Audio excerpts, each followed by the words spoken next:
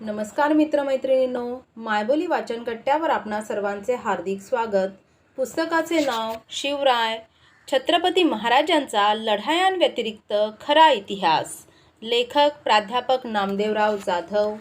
प्रकरण पेडगावचा शहाणा, भाग 18. औरंगजेब बादशाह आपली महत्त्वाची पदे आपल्या खास नातेवाईकांना देत असे. त्यातील प्रमुख उदाहरण म्हणजे दक्षिणेची सुभेदारी. मुलगा शहा आलम किंवा शाहिस्ते खान किंवा बहादूर खान अशा अत्यंत जवळच्या आणि विश्वासू नातेवाईकांकडेच त्याने दख्खनची सुभेदारी सातत्याने देऊ केली. बहादूर खान हा औरंगजेबाचा दूध भाऊ. तो चांगलाच पराक्रम करीत असे आणि त्यामुळे बादशहाने त्याला पदवीसुद्धा दिली होती, जंग बहादूर कोकलताश. अर्थात मोगलांकडे पराक्रमाचे मूल्यमापन वेगवेगळ्या प्रकारे होत असे. शत्रू सैन्याची 5 गुरे पकडली, 50 घोडे पळविले, 2-4 घरे जाळली तरी तो मोठा पराक्रम मानला जाई. कारण मोगलांनी मारावे असे मराठे तावडीत सापडतच नसायचे आणि हे रथी महारथी आरामात फरमावत असतानाच मराठे त्यांना झोपेतच आडवे करीत असायचे. त्यामुळे त्यांच्या नशिबी मराठ्यांचा पाठलाग करणे हा सुद्धा भाग शिल्लक नसायचा. बिचारे मोगल पार वैतागून जायचे.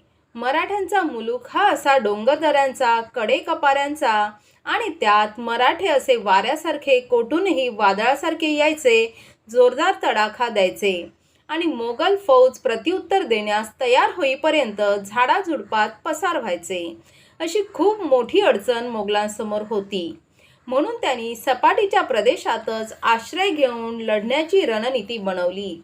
त्यानुसार बहादूर खानाने दक्षिणेचा सुभेदार या पदावर असताना प्रचंड प्रमाणावर शाही खजिना मोकळा करून सुपे परगणा या ठिकाणी भला मोठा ऐसपैस बलदंड असा किल्ला बांधला. अर्थात बहादूर खानाने स्वतः तो किल्ला बांधून घेतलेला असल्यामुळे किल्ल्याचे नाव ठेवले बहादूरगड. किल्ला तब्बल 600 एकरावर बांधलेला. एक छोटे शहर त्यात सहज मावेल एवढा अफाट भुईकोट असा तो किल्ला, तेवढाच अभेद्य सुद्धा. किल्ल्याची तटबंदी 10 गज उंच आणि जवळपास 5 गज रुंद आणि जागोजागी बलदंड असे बुरुज बांधलेले. एकदा काय झाले, बादशहाच्या शाही खजिन्याचा मोठा भाग बहादूर खानाने या किल्ल्यात आणून ठेवला. तेथून तो खजाना आणि बाकी माल पुढे सुरतकडे आणि तेथून दिल्लीकडे रवाना होणार. महाराजांच्या जासुदांनी पक्की खबर आणली की बहादूरगडावर खानाने 1 करोड रुपयाहून अधिक खजाना, 4000 अरबी घोडे आणि इतर बरेच सामान जमा करून ठेवले आहे. महाराजांनी ताबडतोब छापा टाकण्याच्या हालचाली केल्या आणि सोबत 9000 घोडदळ घेऊन महाराज बहादूरगडाकडे निघाले. बहादूरगडाचा सपाटीचा किल्ला असल्यामुळे आणि आजूबाजूला म्हणावी तशी लपण्यात जागा नसल्यामुळे गनिमी काव्याची लढाई सुद्धा येथे कामाला येणार नव्हती आणि महाराजांचे धोरण मात्र पक्के, मोहीम यशस्वी व्हावी परंतु मावळे खर्ची न पडता. महाराजांनी दुसरी शक्कल लढविली, शक्तीपेक्षा युक्ती श्रेष्ठ आणि त्याला गनिमी काव्याची जोड. महाराजांनी सैन्याच्या 2 तुकड्या केल्या.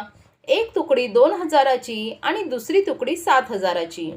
7000 सैन्याचे नेतृत्व महाराज स्वतः करणार होते, तर 2000 तुकडीचे नेतृत्व हंबीरराव मोहितेंसारख्या मातब्बर सरदाराकडे दिले आणि त्यांच्यासोबत नवजवान आणि हुल्लडबाज तरुण मावळे दिले. या हुन्नरबाज मावळी तुकडीने गारदौंडच्या बाजूने किल्ल्याच्या मुख्य दरवाजावर जवळ जाऊन फक्त हुल्लड माजून पळून जायचे होते.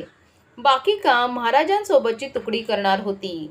2000 हुन्नरबाज मावळ्यांची तुकडी लपत-छपत बहादूरगडाच्या मुख्य दरवाजाच्या दिशेने सरकू लागली.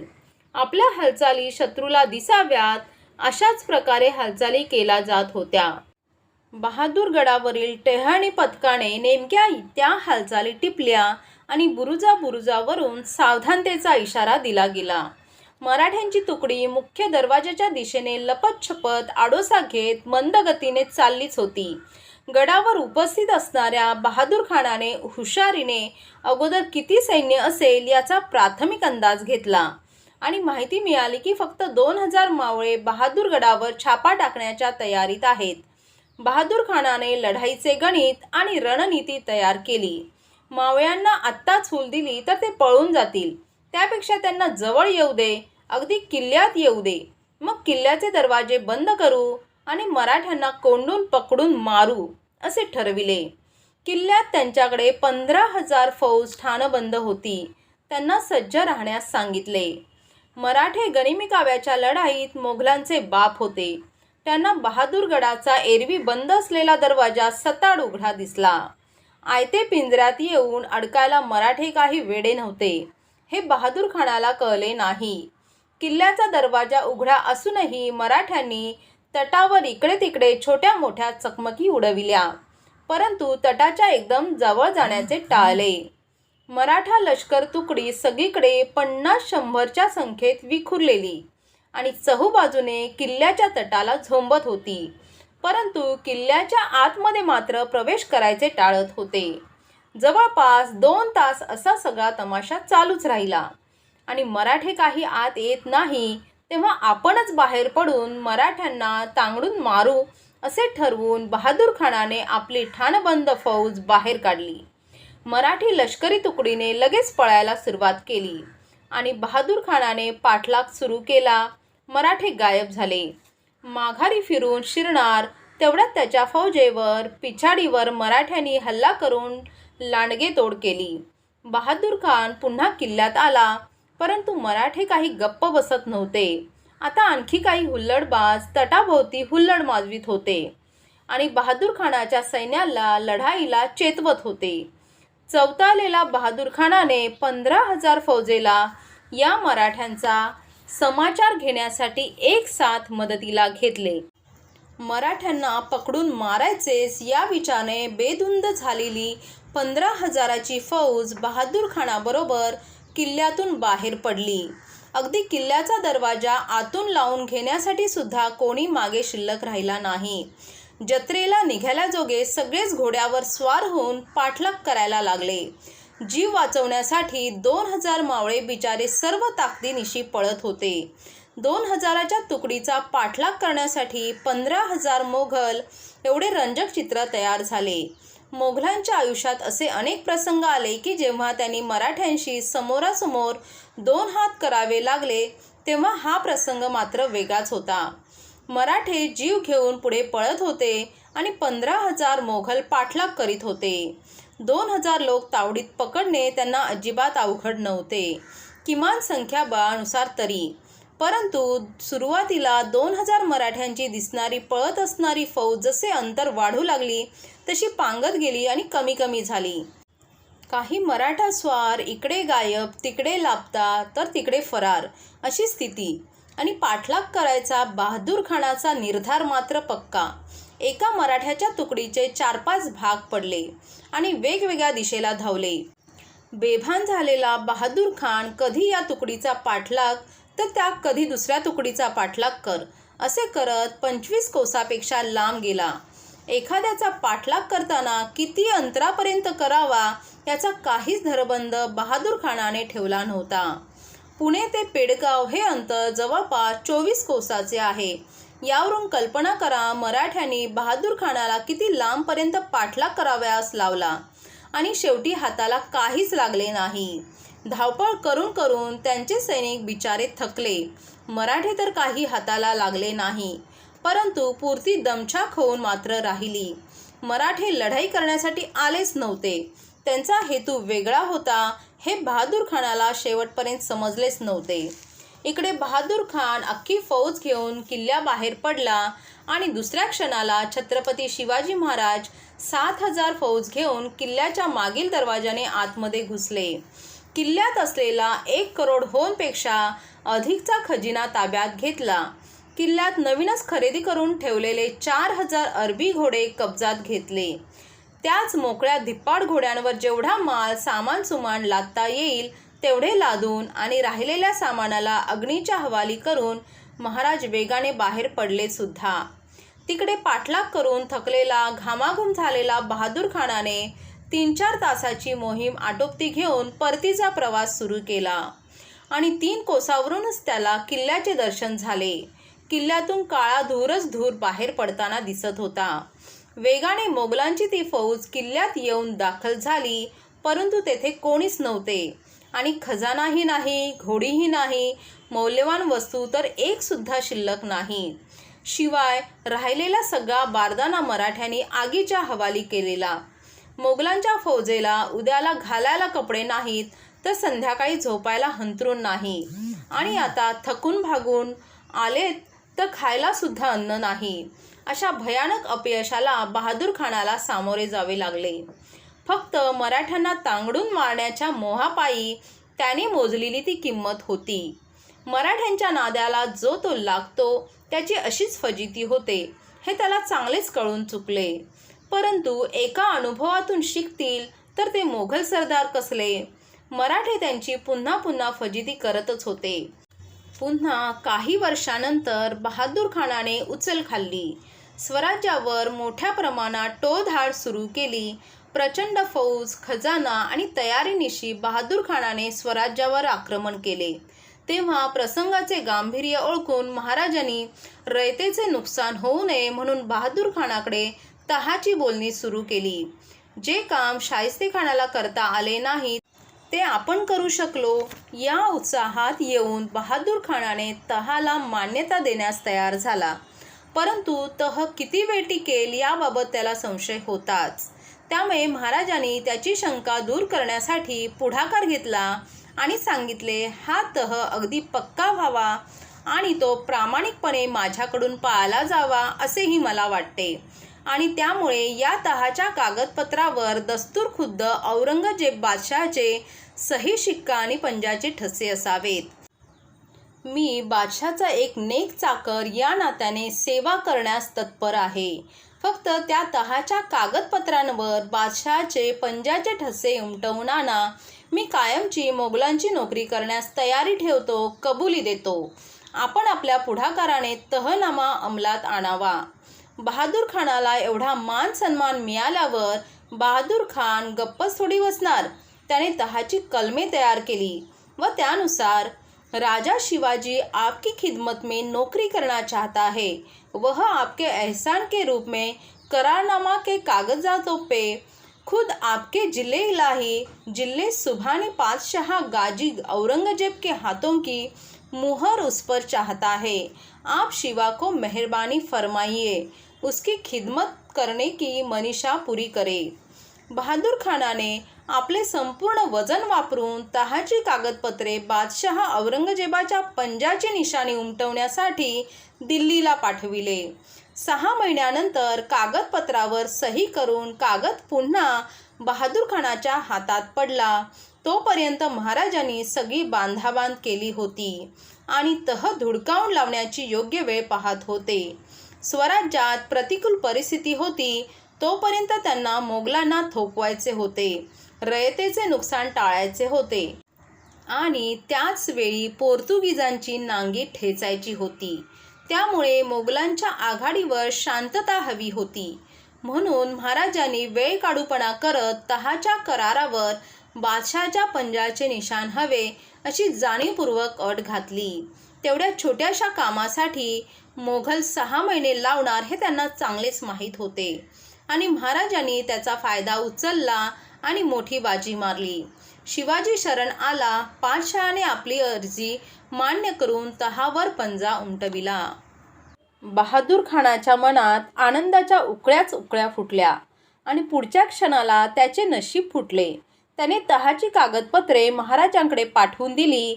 महाराजांनी ते कागद सरळ सरळ वकिलाच्या तोंडावर फेकले.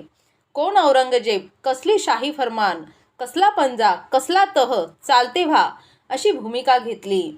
वेळ हातातून निघून गेली होती आणि बहादूर खानाला पश्चाताप करण्याशिवाय पर्याय नव्हता. इकडे शिवाजी आवरणार नव्हता आणि तिकडे बादशाह औरंगजेब काही सबब ऐकून घेणार नव्हता. ना इकडे ना तिकडे अशी त्याची महाराजांनी अवस्था करून टाकली. महाराजांनी अशा प्रकारे 2 वेळा बहादूर खानाला फसवल्यामुळेच ती म्हण पडली, आलाय कुठला पेडगावचा शहाणा. एकच चूक पुन्हा पुन्हा करणाराला आणि प्रसंगाबद्दल काहीच माहिती नसताना भलताच निर्णय घेणारा पेडगावचा शहाणा. नाही म्हणावे तर काय म्हणावे. अगदी संभाजीराजांनी सुद्धा या पेडगावच्या शहाण्याला दिवसाढवळ्या हातोहात फसविले होते. रणांगणात हातोहात फसविण्यासाठी जन्माला येतात ते मराठे आणि फसगत होण्यासाठी ज्यांचे कर्म जबाबदार ठरते ते मोगल. हे समीकरण महाराष्ट्रात तयार झाले होते. बाप ने भी फसाया और बेटे ने भी फसाया, लेकिन बहादुर खान का होश ठिकाणे नहीं आया. अशी घटना आहे बुराणपूरच्या संभाजी महाराजांनी टाकलेल्या छाप्याची. 16 जानेवारी 1681 हा दिवस संभाजीराजांच्या राज्याभिषेकासाठी निश्चित झाला होता. शिवाजी महाराजांच्या राज्याभिषेकानंतर 6 वर्षांनी व राजांच्या महानिर्वाणानंतर जवळपास 9 महिन्यानंतर संभाजीराजांचा राज्याभिषेक झाला. मधला संपूर्ण काळ हा स्वराज्याची विस्कटलेली घडी बसविणे, भावी युद्धाची तजवीज करणे व रयतेच्या कल्याणाच्या योजना बनवण्यात गेला. यावरून हे नक्की स्पष्ट होते की संभाजीराजांना छत्रपती होण्याची बिलकुल घाई नव्हती, परंतु राजाची रयतेबाबतची जी कर्तव्ये असतात ती मात्र नेटाने पार पाडावयास राजांनी अगोदर सुरुवात केली होती. राज्याचा वारसदार म्हणून आपली योग्यता सिद्ध करूनच पुढची वाटचाल करण्याची धमक त्यांच्यात होती आणि ते तसे वागले सुद्धा. उदाहरणार्थ, चराईचा कर रद्द करणे. जे लोक किल्ल्यावर संरक्षणासाठी राहायचे त्यांची गुरे गड पायथ्याला चरत, त्यामुळे त्या लोकांच्या उत्पन्नात थोडीशी भर पडे. शिवाजीराजांची प्रथा शंभूराजांनी कायम केली.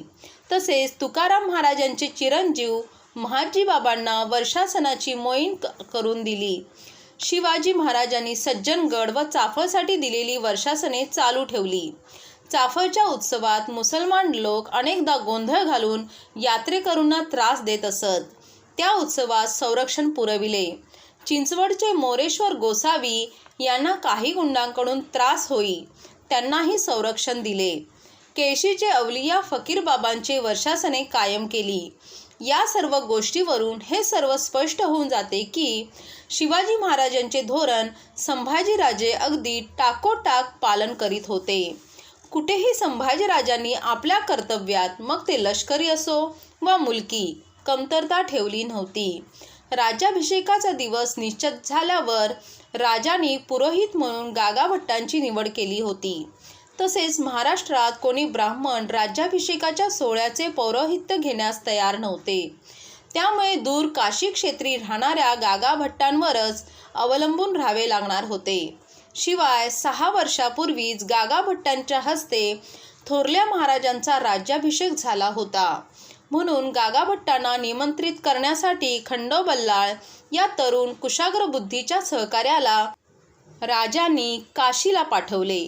परंतु खंडोबल्लाळ काशीला पोहोचून राज्याभिषेकाचे आमंत्रण देण्या अगोदरच येथील नतद्रष्ट तेथे पोचले होते व त्यांनी आपल्या जातभाई गागाभट्टांचे कान फुंकले होते. ज्यांचा तुम्ही राज्याभिषेक करावयाचा तो शिवाजीराजांचा पुत्र न्यायी नाही, धर्माला अनुसरून वागत नाही, अशा कागळ्या त्यांनी उठविल्या होत्या. त्यामुळे संभ्रमित गागाभट्टांनी आजारपणाचे कारण दाखवत येण्यास असमर्थता दाखविली. गागाभट्टांनी येण्यास असमर्थता दाखविल्याने संभाजीराजांना खूप दुःख झाले.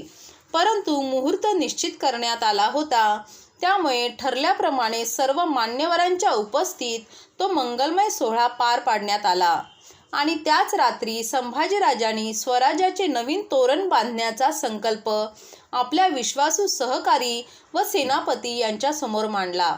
राज्याभिषेकाची आठवण म्हणून शिलंगण करण्याचे व सोने लुटण्याचा पक्का मनसुबा जाहीर केला. राजांच्या सूचनेनुसार हंबीरराव मोहित्यांनी लुटावयाचे शिलंगणाचे सोने म्हणून सुरतेची निवड केली होती आणि राजांचा आदेश येण्या अगोदरपासूनच तशी त्याची जय्यत तयारी करून ठेवली होती. जाणत्या राजाचे जाणते सेनापती होते हंबीरराव.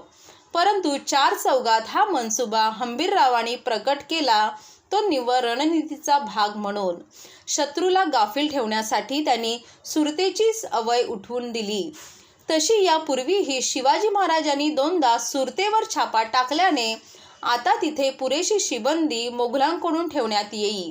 शिवाय उंच आणि मजबूत तटबंदी सुरत शहराभोवती बांधण्यात आली होती. याचीही हंबीररावांना पूर्ण कल्पना होती. शत्रूचे लक्ष एका ठिकाणी केंद्रित करून दुसऱ्या ठिकाणी छापा घालण्याची योजना होती. खरा निशाणा होता तो वैभव संपन्न बुऱ्हाणपूरवर. तापी नदीच्या काठावर बसलेली बुऱ्हाणपूर ही मोगलांची वैभवशाली नगरी असल्याने तेथील सुभेदारी औरंगजेब बादशाह आपल्याच एखाद्या जवळच्या नातेवाईकास देत असे.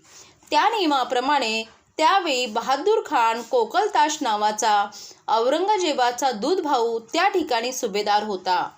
1 आठवड्यापूर्वीच बहादूर खान आपल्या पुतण्याच्या लग्नाला हैदराबादला निघून गेला होता. परंतु इवाही कोणी साधासुद्धा नव्हता, तर तो हैदराबादच्या नवाबाचा भाऊ होता.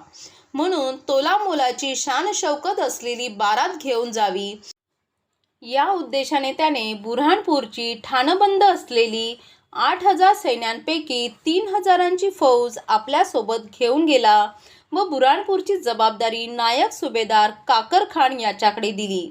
30 जानेवारी 1681च्या सायंकाळी 2 हरकारे धावत आले व त्यांनी काही दिवसापासून सुरतेच्या आसपासच्या जंगलात मराठे घोडेस्वार पाहिल्याची खबर दिली.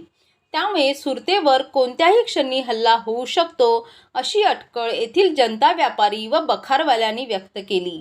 कारण त्यांच्यापैकी बऱ्याच जणांना असा अनुभव यापूर्वी 20 वर्षा अगोदर पहिल्यांदा व 12 वर्षापूर्वी दुसऱ्यांदा शिवाजीराजांच्या काळात घेतला होता. त्यामुळे सुरतेच्या सुभेदाराने तत्काळ हरकारे पाठवून बुऱ्हाणपूरमधील जेवढी जमेल तेवढी फौज सुरतेच्या मदतीला पाठवण्यासाठी काकर खानाकडे रवाना केले. प्रसंग मोठा अवघड होता. बहादूर खान स्वतः हैदराबादकडे शिवाय 8,000तील 3,000 फौज बरोबर घेऊन गेला. बुऱ्हाणपूरच्या संरक्षणाकरता शिल्लक राहिली फौज फक्त 5,000 आणि त्यात सुरतेवरून अशी खबर आणि फौज पाठवण्याची विनंती. काय करावे तरी काय? इकडे आड आणि तिकडे विहीर अशी अवस्था. शेवटी आपल्या सहकाऱ्यांशी चर्चा करून फक्त 1,000ची फौज बुऱ्हाणपूरच्या संरक्षणासाठी ठेवून बाकीची 4,000ची फौज व दारुगोळा काकरखानाने ताबडतोब सायंकाळी सुरतेकडे रवाना केली. थोड्याच वेळानंतर दुसरे काही हरकारे येऊन थडकले आणि पक्की खबर आली, मराठे बुऱ्हाणपूरवर चालून येत आहेत. काकरखानला या बातमीवर विश्वास बसणे शक्यच नव्हते. त्याने ताबडतोब त्या जासूसास खुलासेवार विचारून सेनापती कोण आहे याची माहिती घेतली, तर संभाजीराजे बुऱ्हाणपूरवर चालून आले होते. गोष्ट विश्वास ठेवण्याजोगी बिलकुल नव्हती. कारण 15 दिवसापूर्वी संभाजीराजे रायगडावर होते आणि त्यांचा राज्याभिषेक होत होता. एवढ्या लांब पल्ल्याचे अंतर एवढ्या कमी वेळात धावत्या घोड्यावरून सुद्धा कापणे शक्य नव्हते. मग विश्वास कोण आणि कसा ठेवणार? तेवढ्यात दुसरे 3 जासूस येऊन त्यांनी 3 कोसावर मराठ्यांची सेनापती हंबीरराव मोहित्यांच्या नेतृत्वाखाली 15,000ची फौज लपतछपत येऊन दबा धरून बसल्याची खबर आणली.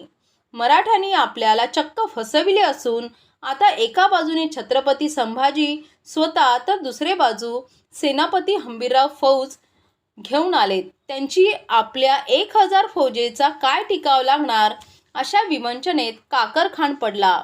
परंतु तो धाडसी नायक होता.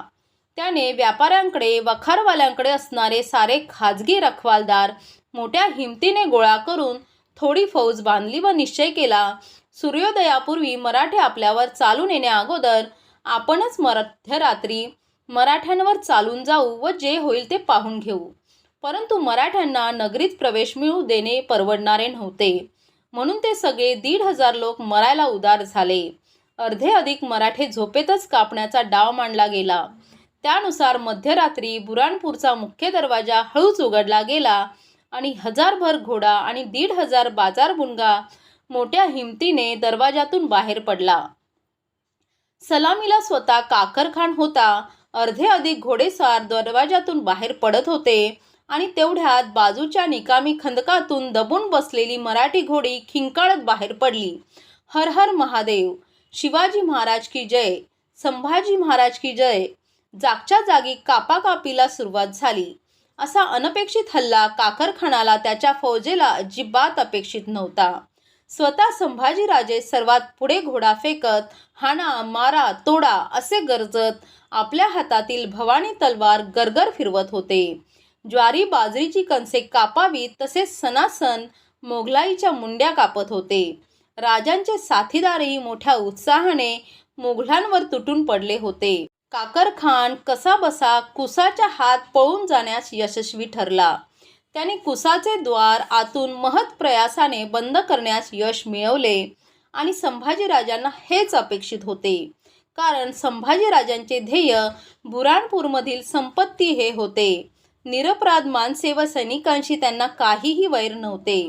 लढाईचे नाटक चालू ठेवण्यासाठी दरवाजावर फक्त 200-300 सैनिक ठेवून राजे सरळ बहादूरपुऱ्याकडे वळले. बुऱ्हाणपूरमध्ये असलेल्या अनेक पुऱ्यांपैकी बहादूरपुरा हा द्रव्याच्या बाबतीत खूपच भारदस्त होता. तिजोऱ्या आणि खचाखच भरलेल्या संदुका इकडेच होत्या. रात्रीचीच दुकाने फोडायला सुरुवात केली.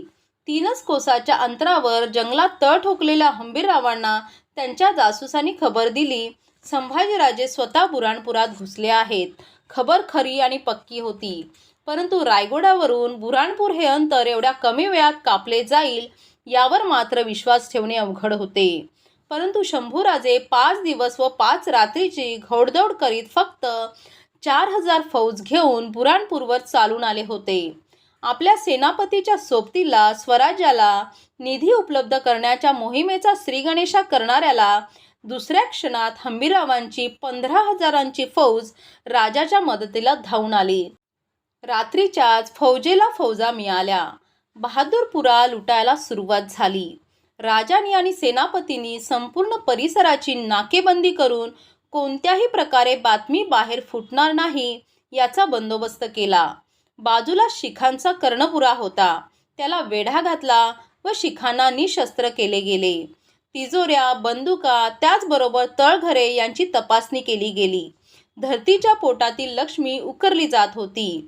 हिऱ्या मोत्यांनी खोगिरे भरली गेली. मोठमोठी गाठोडी गाढवांच्या, खेसरांच्या, तट्टांच्या पाठीवर चढवली गेली. संपूर्ण 2 दिवस लूट चालू होती. जवळपास 1 करोड होणांची दौलत प्राप्त झाली होती. स्वराज्याचे तोरण बांधले गेले.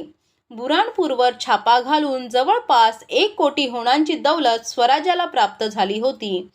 परंतु ही दौलत रायगडापर्यंत सुरक्षितपणे कशी पोहोचवायची हा मोठा प्रश्न होता, कारण मराठा लष्कर जवळपास 3-4 दिवस बुऱ्हाणपूरमध्येच होते व थोड्याच काळात बहादूर खान मराठ्यांचा प्रतिकार करण्यासाठी हैदराबादहून सहसैन्य निघाल्याच्या बातम्या हेरांनी दिल्या होत्या आणि आता ताबडतोब बुऱ्हाणपूरमधून बाहेर पडणे आवश्यक होते. आणि बुऱ्हाणपुरातून स्वराज्याकडे जाण्यासाठी सोयीची वाट होती ती म्हणजे धरणगाव चोपडा अशी एकमेव वाट होती. बहादूर खानाला मराठ्यांच्या परतीचा सोयीस्कर मार्ग ठाऊक होता, त्यामुळे त्यांनी तशी व्यवस्था करून चोपड्यांपासून 10 कोसावर दबा धरून बसला होता. संभाजीराजांच्या वेगवान हालचाली करणाऱ्या हेरांची नजर बहादूर खानाच्या प्रत्येक हालचालीवर होती आणि त्यांनी ही बातमी लगेचच राजांकडे पोहोचवली होती. त्यामुळे आता समोरासमोर लढून काही हासिल होणार नव्हते. पदरात आलेली लक्ष्मी अशा प्रकारे पुन्हा शत्रूच्या घशात घालणे योग्य नव्हते. पण अशा ठिकाणी शक्ती कामाला येणार नव्हती, तर युक्तीनेच काम करावे लागणार होते. त्यामुळे शत्रूशी उघड संघर्ष करण्यापेक्षा शत्रूला चकमा देणे सोयीस्कर होते. त्यानुसार एक योजना बनवली गेली व ज्योत्याजी केसरकर व मुल्ला काजी हैदर यांच्यावर यातून मार्ग काढण्याची व बहादूर खानाला कात्रजचा घाट दाखवण्याची जबाबदारी सोपवण्यात आली. 500 घोडेस्वार घेऊन ज्योत्याजी व काजी साहेब नेमके बहादूर खानाच्या वाटेवर दबा धरून बसला होता. त्याच वाटेने योजनेत ठरल्याप्रमाणे प्रवास करीत असताना बहादूर खानाने या सर्वांना टप्प्यात येताच वेढा घालून ताब्यात घेतले. तेव्हा यांनी ओरडून ओरडून सांगितले, आम्हाला का धरता? आम्ही तर वकील आहोत व आम्ही भागानगरला कुतुबशहाकडे संभाजीराजांचे पत्र घेऊन चाललो आहोत. पुरावा म्हणून संभाजीराजांच्या अस्सल अक्षरातील पत्रच काढून बहादूर खानाला दाखविले. बहादूर खानाची याबाबत खात्रीच पटली, परंतु संभाजीराजे या वाटेशिवाय दुसऱ्या वाटेने जाणे शक्य नसल्याचे त्यांना मनोमन वाटत होते. म्हणून संभाजीराजे नक्की कोणत्या वाटेने गेले याची त्याने जबरदस्ती करून माहिती काढण्याचा प्रयत्न केला. तेव्हा शंभूराजे याच मार्गाने अजिबात येण्याची शक्यता नसल्याचे कारण सांगताना आपण या ठिकाणी दबा धरून बसले असल्याची खबर राजांना लागली असल्याची पुडी सोडून दिली. त्यामुळे ते जळगाव किंवा औरंगाबाद या दिशेने जाण्याची शक्यता या दोघांनी वर्तवली. परंतु आपण या मार्गावर असल्याचे व मराठा लष्कराच्या मागावर असल्याचे संभाजीराजांना माहीत असल्याने या वाटेने ते फिरकणार नाहीत हे मात्र एकदा निक्षून सांगितले. लुटला गेलेला खजिना ताब्यात घेण्यासाठी व बादशहाच्या कोपापासून वाचण्यासाठी बेधुंद झालेल्या बहादूरखानाने लगेचच आपली दिशा बदलण्याचा निर्णय घेतला व त्याप्रमाणे आपल्या फौजेसह त्या ठिकाणी पुढे निघून गेला. तेव्हा त्याच दिवशी अंधार पडल्यावर त्याच मार्गे मराठा लष्कराचे 3000चे पथक जवळच्याच ठिकाणाहून पुढे जात असताना बहादूरखानाला दिसले. परंतु तो पाहतो तो काय, ते सर्व घोडेस्वार मोकळेच होते. एकाकडेही साधे गाठोडेही नव्हते. तेव्हा बहादूरखानाला खात्रीच पटली की संभाजीराजे या मार्गाने नाही तर दुसऱ्या मार्गाने गेले असणार. परंतु संभाजीराजांनी अगदी चाणाक्षपणे आपल्या सैन्याचे 5 भाग केले होते व ज्यांच्याकडे अजिबात माल नव्हता अशी एक तुकडी पुढे पाठवली गेली होती.